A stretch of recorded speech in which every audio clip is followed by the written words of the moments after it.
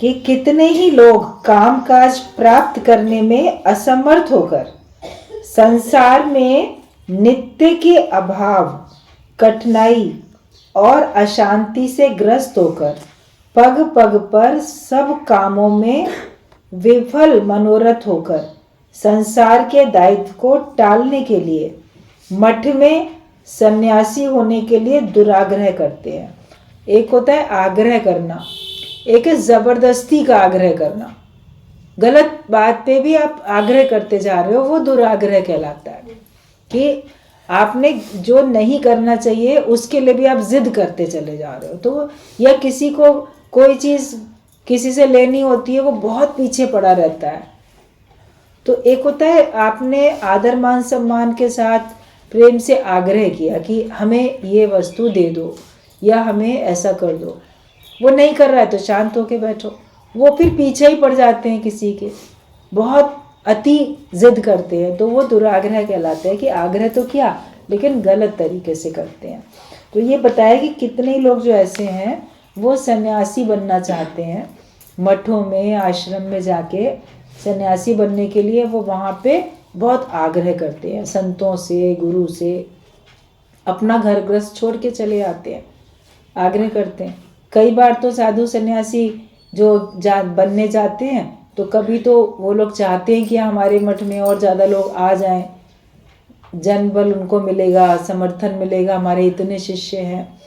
और कभी कहीं ऐसा होता है कि वो कहते हैं पहले इतने अपने घर से प्रॉपर्टी लेके आओ, रुपया लेके आओ, हम तुम्हारा सारा जीवन भर का अगर भार उठाएंगे तो तुम जो हो अपने परिवार के लिए अपना धन संपत्ति छोड़ के जा रहे हो, तो वो परिवार वाले तुम्हारी जिम्मेदारी निभाएंगे नहीं, तो उनको क्यों दे रहे हो? जब हम तुम्हारी जिम्मेदारी निभाएंगे तो तुम हमें दो। तो कई लोग तो अपनी प्रॉपर्टी भी लेके चले जाते हैं, वहीं आश्रम में उनके नाम कर देते हैं, उनको संपत्ति अपनी सोना चांदी जो भी है रुपया वो दे देते हैं। और कई जगह पे ऐसा होता है कि वो आपसे धन दौलत कुछ नहीं मांगते हैं और आपको अपने आश्रम में स्थान दे देते हैं। तो फिर वो उनसे किसी और प्रकार का कार्य लेते हैं, या तो आप धन से सेवा करोगे या आप तन से सेवा करोगे।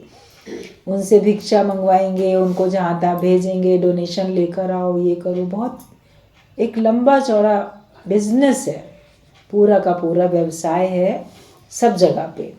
कहीं कहीं कोई सच्चे हैं लेकिन सच्चों की संख्या कम है और जो दिखावे वाले लोग हैं उनकी संख्या अधिक है।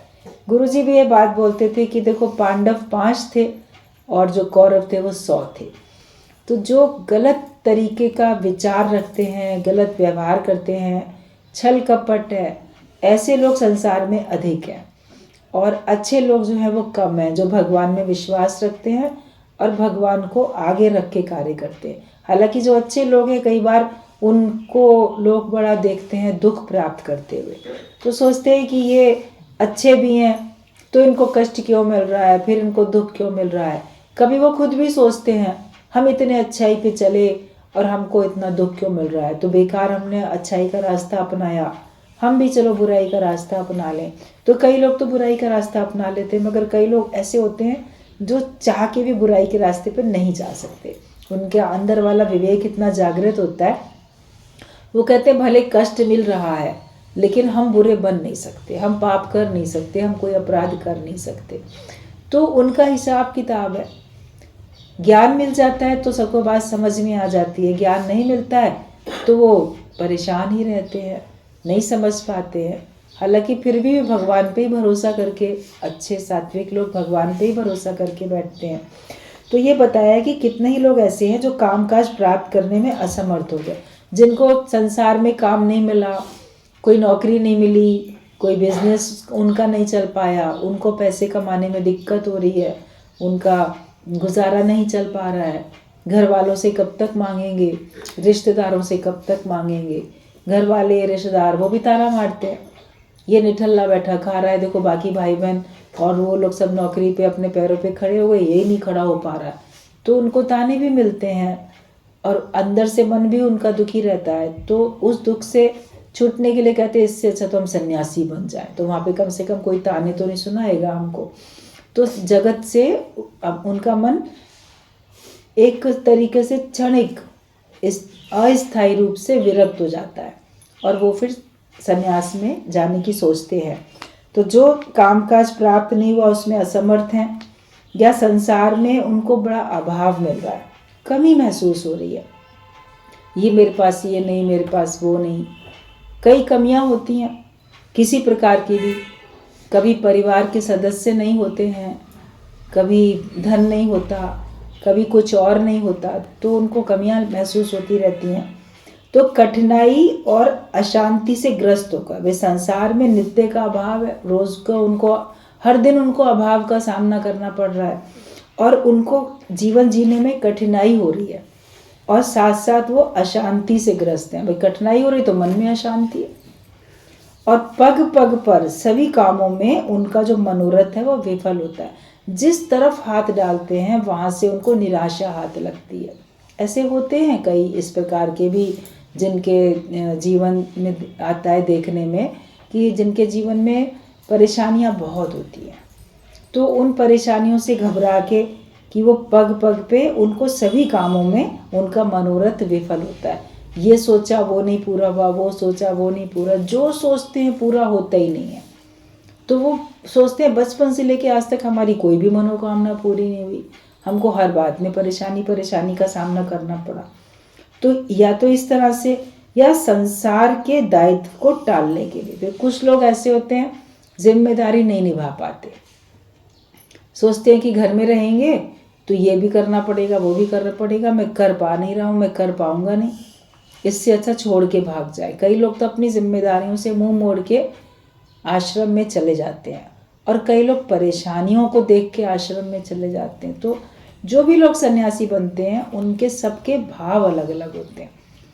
आप ये नहीं समझना कि वास्तव में वो जगत से विरक्त होके परमात्मा की प्राप्ति के लिए सन्यासी बने हैं, लेकिन उनका सन्यासी बनने के पीछे सबका अलग अलग उद्देश्य है और उनकी कहानी अलग अलग है, कारण सबके अलग अलग है। कोई किसी कारण से, कोई किसी कारण से वो सन्यासी बनते हैं और फिर वो मठ में सन्यासी होने के लिए दुराग्रह करते हैं। आजकल सन्यासी होना मानो एक शौक हो उठा है, काम करना न पड़े, सुस्त और आलसी है और आराम से सन्यासी बन जाएंगे, वहाँ चल के सब कुछ मिल जाएगा। क्योंकि सन्यासियों को तो बहुत पैसा डोनेशन में मिलता हुआ दिखता है। कहीं पे किसी भी आश्रम में चले जाओ, कोई एक उनका जो भी मठ का जो महंत है, जो भी उनका सो कॉल्ड जो भी गुरु है, जो संचालक है वहाँ का, तो वो जैसा तैसा भी प्रवचन करता है या कथा करता है या कीर्तन करता है, जो भी कुछ करता है, उसके संगी साथी सहयोगी सब होते हैं, साथ के शिष्य, तो दान दक्षिणा तो बहुत मिल जाती है। तो कुछ लोग होते हैं हमको अपनी जिम्मेदारी से मुंह मोड़ लें और हमको तो बढ़िया मिल ही जाएगा, बोलते अच्छा रहना खाना पीना भी मिल जाएगा और आदर मान सम्मान भी मिल जाएगा, लोग सब जय जयकार करेंगे, सब चरण स्पर्श करेंगे, हमको आदर मान सम्मान से दे, ये तो संत है, ये तो सन्यासी है। तो कोई अपना जिम्मेदारी नहीं निभाना चाहता व्यक्ति, वो भी सन्यासी बनने की दौड़ में चला जाता है। तो मानो आजकल सन्यासी होना मानो एक शौक हो उठा है। ठीक ठीक वैराग्य होना, सन्यासी होना क्या मामूली बात है? मामूली बात है क्या? बहुत कठिन बात है कि आप सचमुच में वैरागी बनो, सचमुच में आप सन्यासी बनो। सन्यासी वह जिसने सर्व अपने जगत का नाश कर दिया, जिसके अंदर में सारी इच्छाओं कामनाओं का नाश हो चुका, जिसके लिए संसार का नाश हो चुका, वो सन्यासी है। जो जीते जी अपने को सबसे विरक्त कर लेता है, उसके अंदर किसी प्रकार की भी मोह माया ममता नहीं है, उसके अंदर कोई विषय नहीं, उसके अंदर कोई विकार नहीं है। अभी बात चल रही थी ना कि एक एक पशु पक्षी में एक एक प्रधान है विषय, तो वो उनको मृत्यु का कारण बनता है। तो मनुष्य के अंदर तो पांचों हैं, शब्द स्पर्श रूप रस गंध, सब पांचों हैं। तो वो उसको कैसे मृत्यु के तरफ नहीं घसीटेंगे, मतलब जन्म मरण के चक्कर में क्यों नहीं लेके जाएंगे। तो सन्यासी केवल वस्त्र बदल लेने से आप सन्यासी नहीं बन सकते कि आपने वाइट पहनना शुरू कर दिया। किसी आश्रम में जाओ तो वहाँ पे उनकी ड्रेस होती है, कोई केवल सफ़ेद पहनते हैं, कोई गेरुए रंग का कपड़ा पहनते हैं, कोई टाट पहनते हैं, कोई कुछ करते हैं, सबका कोई चिन्ह होता है, सब वही चिन्ह धारण करके चलते हैं। तो केवल वस्त्र बदल लेने से आप सन्यासी नहीं बन सकते। जब तक सन्यास आपका पक्का नहीं माना जाएगा, जब तक संसार से आपका मन विरक्त नहीं होगा, और वो तो ज्ञान के अतिरिक्त नहीं हो सकता। आप सब लोग सत्संग में आके बैठते हो, सत्संग सुनते हो, और जितना जितना आप जगत से उपराम होते जा रहे हो, जितना आपका मन शीतल और शांत होता जा रहा है, जितना आपके अंदर में विषय विकार खत्म होते जा रहे हो, उतना आप सन्यासी बनते जा रहे हो, जो अपना सर्वनाश कर देता है। जैसे मेरा अब कुछ भी नहीं है, जगत की प्रलय हो चुकी है, अपने स्वयं को भी जो भगवान में विलीन कर देता है, वो होता है सन्यासी। तो ठीक ठीक से वैराग्य हो, ये नहीं कि आज तो वैराग्य है, कल फिर राग में चले गए, कल फिर हमारा मन उसमें अटक गया। एक बार खटाई पक्की आनी चाहिए ना, एक बार जगत से बिल्कुल ऐसे हो जाए, त्याग दिया तो उसको हम दोबारा ग्रहण नहीं करेंगे। खाना खाते हो, आपने खाया, बहुत स्वादिष्ट भोजन खाया, तरह तरह खाया, आपके मुख में जाने के बाद उसका कैसे रूप बदल जाता है। अपने मुंह में आपने चबा के अगर उसको बाहर निकालो, आप उसको देखना पसंद नहीं करोगे, उसका रंग रूप सब बिगड़ गया कि नहीं बिगड़ गया। जब तक थाली में प्लेट में है बहुत अच्छा है, आपके मुख में जाते ही वो उसका रूप रंग सब बदल जाता है, गले के नीचे जाके और बदल जाता है। अगर वही आपने खाया वही उल्टी हो जाए, पलट जाए, तो आप उसको दोबारा थोड़ी खाओगे। तो एक बार ऐसा वैराग्य आ जाए कि जो जगत को मैंने त्याग दिया, जैसे मैंने उलट दिया, पलट दिया, जो मेरे अंदर जगत था, जो मेरे अंदर विषय थे, जो मेरे अंदर विकार थे, उनको मैंने ऐसे अपने अंदर से निकाल के पलट के बाहर फेंक दिया। अब मुझे दोबारा उसको नहीं ग्रहण करना है, मेरा मन जाए भी नहीं। जो आप अगर त्याग करते भी हो तो अपने निश्चय से करो ना, देखा देखी क्यों करते हो, सुना के क्यों कर देते हो। अंदर से सचमुच में लगे कि हाँ मुझे अब इनकी आवश्यकता नहीं है, इन विषयों की, इन विकारों की अब मुझे आवश्यकता नहीं है, मैं इनके बिना बहुत खुश हूँ और बहुत आनंदित हूँ, बहुत मैं शक्तिशाली सर्वसमर्थ हूँ। वरना विषयों का, विकारों का सहारा लेके व्यक्ति अपने आप को बड़ा शक्तिशाली समझता है कि मेरे पास बहुत कुछ है, लेकिन इन सब के छोड़ देने के बाद मेरे पास जो है ज्ञान, वो सर्वप्रथम है, सर्वोपरि है, और वो मेरे को सर्वशक्तिशाली बनाता है। तो हमें ठीक ठीक वैराग्य होना चाहिए। गुरु के पास आके ज्ञान में आने के बाद ही आप देखोगे आपको सच्चा वैराग्य मिला। और वैराग्य का मीनिंग भी सरल तरीके से इसका बता दिया, शब्द का अर्थ करके, वैर और राग। वैराग्य में वैर और राग दो शब्दों से मिलके वैराग्य बन गया। तो ना हमारे अंदर किसी के प्रति वैर है और ना हमारे अंदर किसी के प्रति राग है, तो आपका सच्चा वैराग्य है। बाहर से तो आप विरक्त दिखते हो, त्यागी दिखते हो, मगर वैरागी तो नहीं दिखते ना। त्याग करना तो सरल है, त्याग कर दिया, घर छोड़ के चले गए, या किसी से मनमुटाव हुआ, आपने त्याग कर दिया उस व्यक्ति का, तो छोड़ के उसको चले गए, मगर अंदर तो वैर है, अंदर तो शत्रुता है। जब आपके अंदर किसी एक के प्रति भी ना वैर है ना राग है, अपनी स्थिति देखो, अपना देखो मन, कि संसार में मेरे कितने शत्रु हैं, या कितने लोगों से मैं वैर रख के बैठा हूँ, या कितने मेरे मीत हैं, कितनों से मैं राग रख के बैठा हूँ, किस किस को मैं अपना समझ के बैठा हूँ, किन किन से मेरा मन अटका हुआ है, आसक्त है। हर एक से मन हटाओ, सबसे मन हटा के भगवान से जोड़ो, उस निराकार परमात्मा से जोड़ो। वो एक ही है अपना, ये जग तो है पराया, ये सारा संसार पराया है, वो ही केवल एक हमारा अपना है। तो हम केवल जो अपना है उससे दिल लगाएं ना, वरना जो अपना है उससे प्रेम करते नहीं, जो अपना नहीं है उसके पीछे पीछे जाते, हम उसी से प्रेम करते हैं। ये संसार हमारा अपना बनने वाला भी नहीं है, तो भी हम उसमें अटक के बैठे हैं। तो वैराग्य पक्का होना चाहिए। आप लोग बोलोगे हमारा तो किसी से वैर नहीं, मगर फलाना व्यक्ति ना मेरे से वैर रखता है, फलाना व्यक्ति मेरे से शत्रुता रखता है, तो जो व्यक्ति आपसे शत्रुता रखता है या वैर रखता है वो उसका कर्म है, उसकी गतमत है, वो जाने। तुम्हारे मन में तो सबके लिए प्रेम की भावना होनी चाहिए और प्रेम के साथ साथ तुम्हारे अंदर में करुणा होनी चाहिए। जो भगवान की भक्ति करेगा, जो सच्चा भक्त बनेगा, जो सच्चे ब्रह्म ज्ञानी गुरु का संग करके उनका सच्चा शिष्य बनेगा, उसके अंदर में करुणा होगी ही होगी। दया को करुणा का नाम, करुणा को दया का नाम। दया करुणा मिले जुले शब्द है, अर्थ भी मिलता जुलता ही है, थोड़ा सा अंतर होता है मगर बात एक ही होती है। दया दूसरा देख के करते हो, करुणा अपना आप जान के करते हो। करुण स्वभाव होता है या कह लो दया का स्वभाव होता है। ज़्यादातर लोग दया ही शब्द जानते हैं, इसलिए भगवान को कहा भी जाता है भाई दया सिंधु हो, तुम दया के सागर हो, तुम दया के भंडार हो, भगवान दया करो। या हमें सब पे दया करनी चाहिए, हमें हर एक प्राणी मात्र पे हमको दया करनी चाहिए। तो हम ये सोचते हैं कि हाँ सबको दया करनी चाहिए। तो हमारे अंदर किसके प्रति दया? अगर मान लो कोई हमसे शत्रुता रखता है, आपके मन में तो सबके लिए बराबर की भावना हो और उस शत्रु के प्रति भी आपके अंदर में दया की भावना होनी चाहिए, उसके प्रति भी करुणा की भावना होनी चाहिए।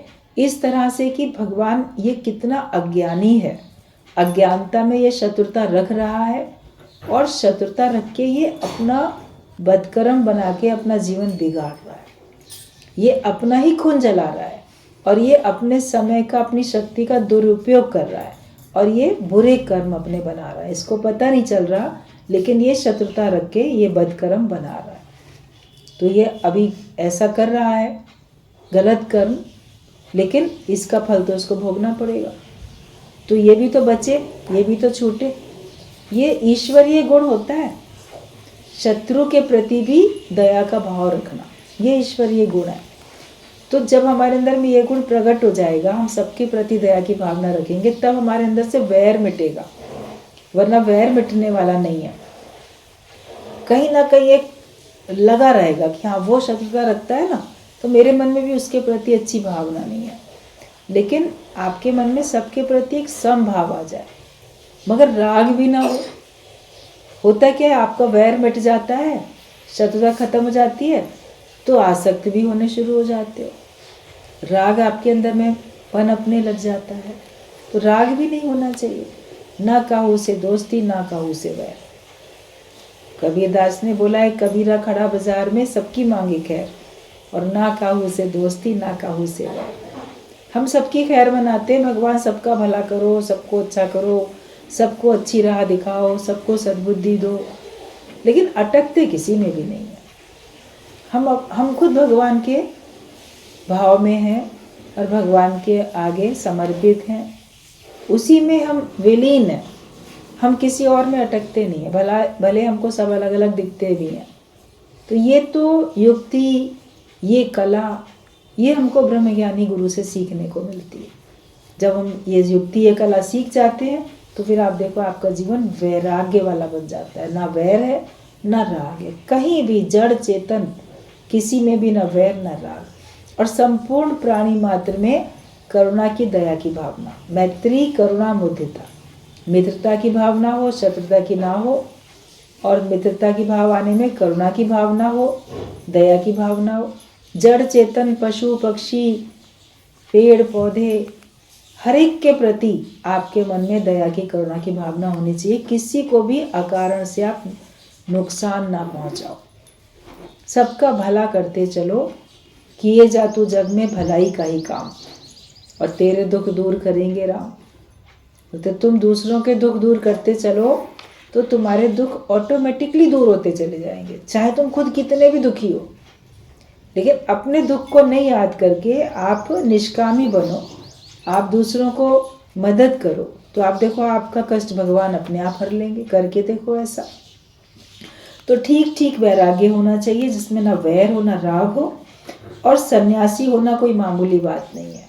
गुरु हम सबको सच्चा सन्यासी बनाता है, भले हमको वेश नहीं दे देता कि तुम ये रंगीन कपड़े, अलग अलग कलर प्रिंट के कपड़े पहनना छोड़ के ये पहनना शुरू कर दो।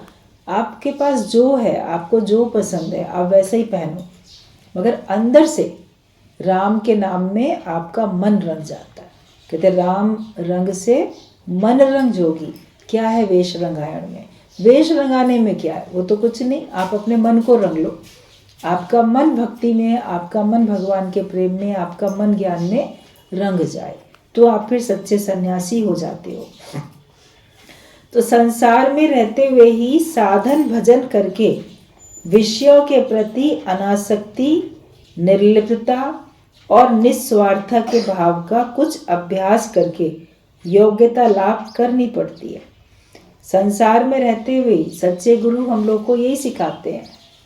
अपने सत्संग में घर छोड़ना आपको नहीं बताया जाता। और भी जो सच्चे संत हैं वो आपको आपके घर में ही रह के शिक्षा प्राप्त करने का आपको तरीका बता देते हैं। और अपने सत्संग में भी यही है, हर एक अपने अपने घर में रहे। कभी थोड़े समय के लिए भले गुरु के पास आके रह जाते हैं, लेकिन किसी ने अपना घर छोड़ थोड़ी दिया। वो तो ऐसे आप रिश्तेदारी में भी जाते हो, रह जाते हो, उसके बाद आप घर छोड़ थोड़ी देते हो, आप उसी में रहते हो।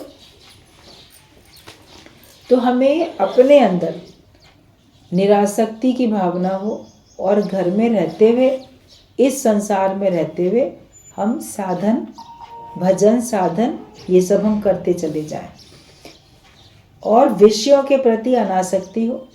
जो भी हमारे पास शब्द, स्पर्श, रूप, रस, गंध ये सब विषय हैं, जगत में रहोगे तब तो सामने आएंगे। काम, क्रोध, लोभ, मोह, अहंकार के कारण संसार में रहोगे तभी तो सामने आएंगे। तो रहो घर गृहस्थ में, रहो संसार में, ये कारण सामने आते हैं, इनसे उपराम होते जाओ। इनके प्रति निरासक्ति का भाव हो, आसक्ति का भाव ना हो। इनके प्रति निरासक्ति का भाव होना चाहिए, इनके प्रति आकर्षण नहीं होना चाहिए। ये रह के ही तपस्या होती है। आपके सामने नहीं आता है फिर आप बोलोगे हमने छोड़ दिया, सामने आया फिर मन ना चले तब बड़ी बात होती है। एक आदमी था, वो बोलता था मेरी बिल्ली ना चूहा नहीं खाती। मेरी बिल्ली तो चूहा ही नहीं खाती है, वो तो वेजिटेरियन है। तो फिर जब कहा ठीक है तुम्हारी बिल्ली चूहा नहीं खाती, उसके घर में चूहे थे नहीं, बिल्ली को अंदर ही रखता था, बाहर जाती भी नहीं थी। उसके दोस्त ने क्या किया, एक बार एक जेब में ना चूहा पकड़ के ले आया कहीं से, और बिल्ली जहाँ जिस कमरे में रहती थी वहाँ बड़ा तेज़ बल्ब जलता रहता था, रोशनी में ही बैठती थी वो। तो उसने क्या किया, दोस्त ने उस तेज़ रोशनी वाले बल्ब को तो बंद किया, कमरे में हल्की रोशनी जो बाहर की है उतनी काफ़ी है, और जेब से निकाल के चूहा छोड़ दिया बिल्ली के सामने। वो एकदम दौड़ी, झपट लिया उसको। फिर कहता है देखो तुम कहते थे ना तुम्हारी बिल्ली चूहा नहीं खाती है, देखो इसने पकड़ लिया चूहा। वो दौड़ी उसके पीछे, इसके सामने अभी तक नहीं आया था इसलिए नहीं खा रही थी, सामने आया तो उसने उसको शिकार किया। तो मन ऐसा ना हो सन्यास बने या सन्यासी बने कुछ हुआ, हमारे अंदर तो कुछ भाव है ही नहीं। कारण सामने आएगा तो तुम्हारा मन ना जाए ना, उस समय मन ना दौड़े पीछे। तो संसार में रहते हुए ही हमको अपनी तपस्या करनी है। जंगल में तपस्या अलग तरह से होती है और संसार में रह के तपस्या अलग तरह से होती है। तो संसार में रहते हुए ही साधन भजन करके विषयों के प्रति अनासक्ति हो और निर्लिप्तता, लिपायमान ना हो मन उनमें, और निस्वार्थता, स्वार्थ किसी भी तरह से हमारे अंदर होना नहीं चाहिए। उसके भाव का हमें अभ्यास करके अपनी योग्यता का लाभ बढ़ाना पड़ता है। ये आपको अभ्यास करना पड़ेगा, पहले ही दिन नहीं हो जाएगा, लेकिन आपको अभ्यास करना पड़ेगा और आप परमात्मा को पाने के लिए योग्य बनो ना।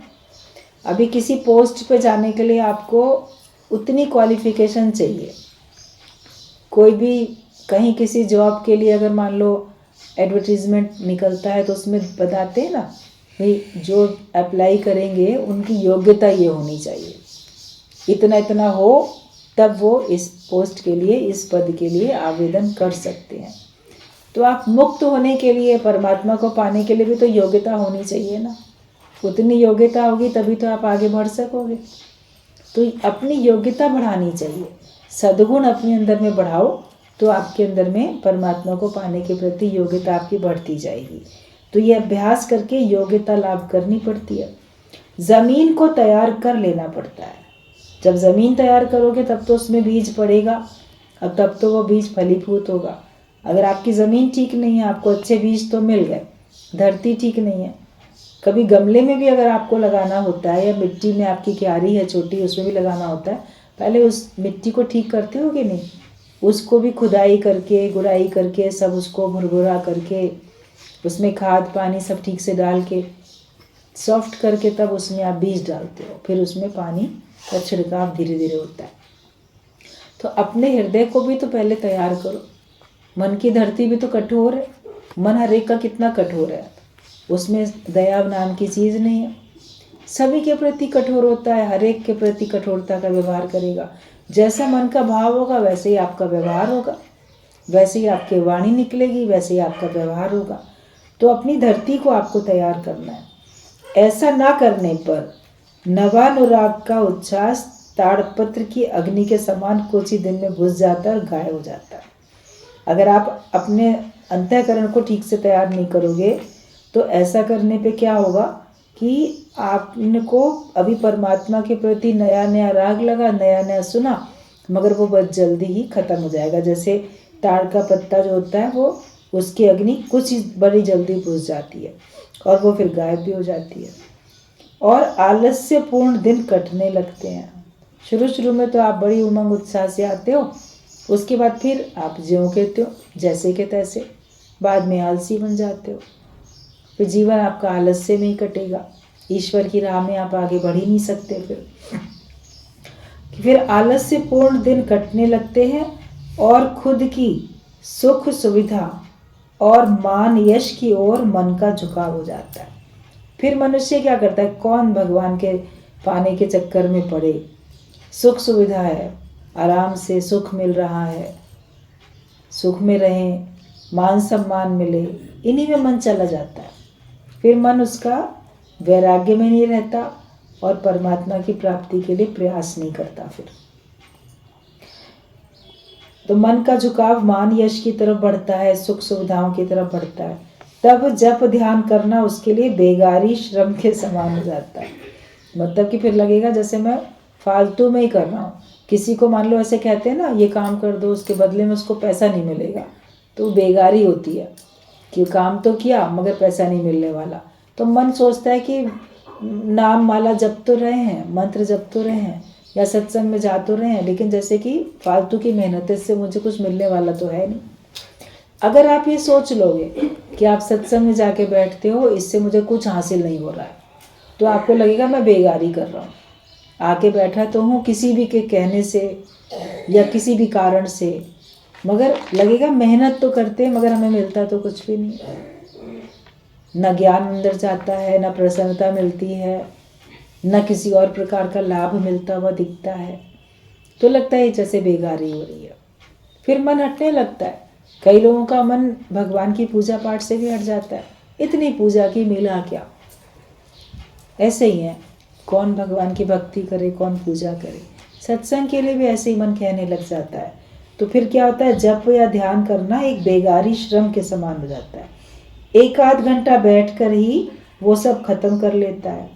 आज शरीर अच्छा नहीं तो कल काम के मारे फुर्सत नहीं मिली, इसी तरह का एक ना एक बहाना वो जुटाता रहता है। मन आपका ऐसे बोलेगा, आज तबीयत ठीक नहीं है, आज ये है, आज वो है, आज फुर्सत नहीं, आज ये ज़रूरी काम, आज वो ज़रूरी काम। ये मन जो है बहाने बना के आपको ज्ञान से दूर करते जाता है। प्राय देखा जाता है संसार त्याग करके और विघ्न बाधाओं से त्राण पाकर स्वच्छंद रहकर वो सोचता है जो चाहता था वो तो मिल गया, अब व्यस्त होने की ज़रूरत नहीं है। कभी आपको फिर माया मिल जाती है, तो माया मिलके आपका मन कहता है जो चाहते थे वो मिल तो गया, अब हमको सत्संग में नियम से जाने की या नियम से हमको नाम जपने की, माला फेरने की या ध्यान समाधि लगाने की अब क्या ज़रूरत पड़ी। तो तभी भी फिर मन सुस्त और आलसी बन जाता है, आपको सुस्त और आलसी बना लेता है और फिर आप वैसे ही रह जाते हो।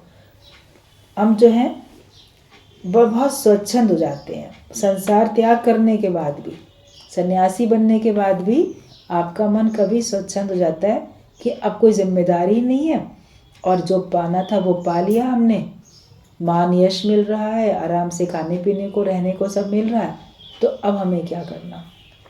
तो क्या होता है कि स्वामी स्वामी बजने लगी तो लगन राम से छूटी।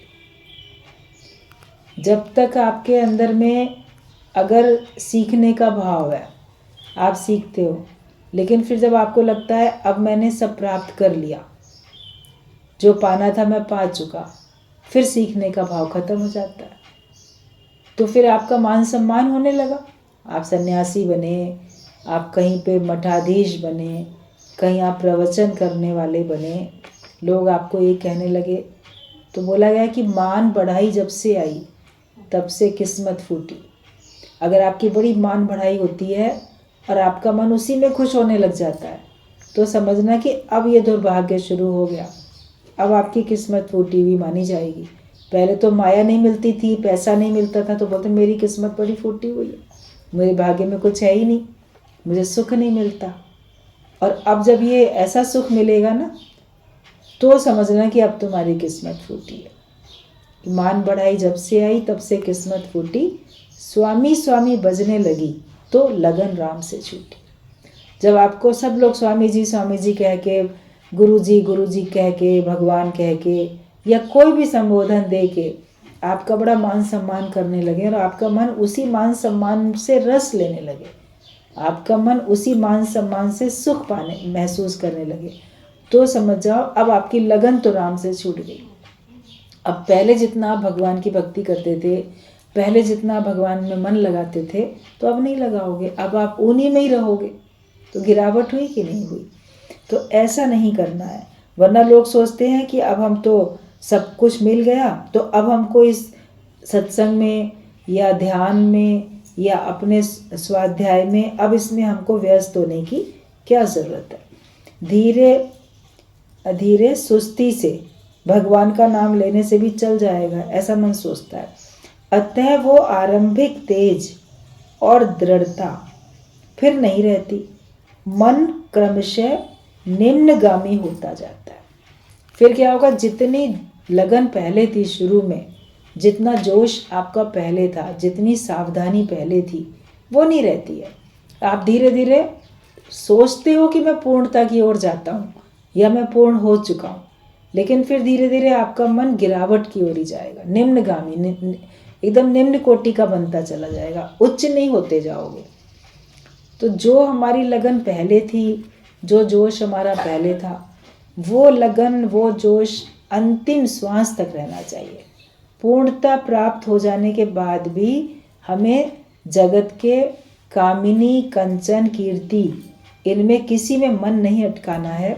हमारा मन रहे तो केवल अपने परमात्मा में रहे, अपने सच्चे स्वरूप में रहे, और हर एक को अपना आप जान के प्रेम करो, हर एक को अपना समझ के उसके प्रति दया, ममता, करुणा, जो भी भावना आपको रखनी है वो रखो। हर एक के सच्चे उद्धार में लग जाओ। किसी को कुछ चीज़ दे देने से उसका उद्धार नहीं है, उसको माया से ऊपर उठा लेने में, उसको भगवान से जोड़ देने में उसका उद्धार होता है। अपना साथ देके किसी को परमात्मा से जोड़ो, वो सच्चा साथ है। जब ऐसा आप करते हो तब आप सच्चे सन्यासी बनते हो। सन्यास धर्म सरल नहीं है, कठिन है। मनुष्य सरल समझता है और सरल बना के दिखावे में चलता है, तो वो तो फिर दिखावा ही है। अगर वहाँ भी आपके अंदर में दुर्भावनाएं, दुर्गुण हैं, तो उससे अच्छे तो गृहस्थी लोग हैं जो कि अपना एक घर गृहस्थ अच्छी तरह से लालन पालन करके समेट के बैठे, उनकी मनोवृत्तियाँ फिर भी सिमटी हुई हैं। और ऐसे तो इच्छाओं का कोई अंत नहीं है। आज इतना बड़ा आश्रम बन गया, कल इतना बड़ा बन जाए, फिर ये हो जाए, फिर वो हो जाए, इतने शिष्य बन गए तो इतने बन जाए, इच्छाओं का कोई अंत थोड़ी। तो अपने आप को सच्चा सन्यासी हम बनाने के लिए चल पड़े, और वो सन्यास भावना होती है, वो त्याग के कारण आती है, सच्चे त्याग के कारण से। और केवल परमात्मा का भाव रखो, जिसमें संसार का पूरी तरह से भाव खत्म हो चुका है, जगत का अभाव हो जाए, सत्य ही रह जाए और असत्य चला जाए। भगवत गीता में भगवान कृष्ण ने बोला है, इस श्लोक बहुत अच्छा आता है कि सत्य का अभाव नहीं है और असत्य का कोई भाव नहीं है, वो स्थिति बन जाए। कि सत्य का कभी अभाव हो ही नहीं रहा, सत्य हमेशा है। सत्य क्या है? परमात्मा ही सत्य है, जिसका कभी नाश नहीं होता वही तो सत्य होता है। तो ये हम देखें कि सब जगह वही परमात्मा ही परमात्मा है, कण कण में विद्यमान है, सत्य हर जगह है, उसका कभी अभाव नहीं है। और असत्य का तो कोई भाव ही नहीं है, मतलब जो जगत है वो असत्य है, इसका मेरे मन में कोई भाव ही नहीं है। एक लेश मात्र भी जगत का भाव हमारे अंदर में नहीं है। वो स्थिति अगर हमारी बनती है तो फिर हम सच्चे सन्यासी होते हैं। तो सच्चे सन्यासी बनो, नहीं तो आपका मन धीरे धीरे गिरावट की ओर चलता जाएगा। अभी इसी से कनेक्टेड एक और भी आगे श्लोक, एक पॉइंट है, उसको आज नहीं, उसको फिर आगे आप लोग को सुनाया जाएगा।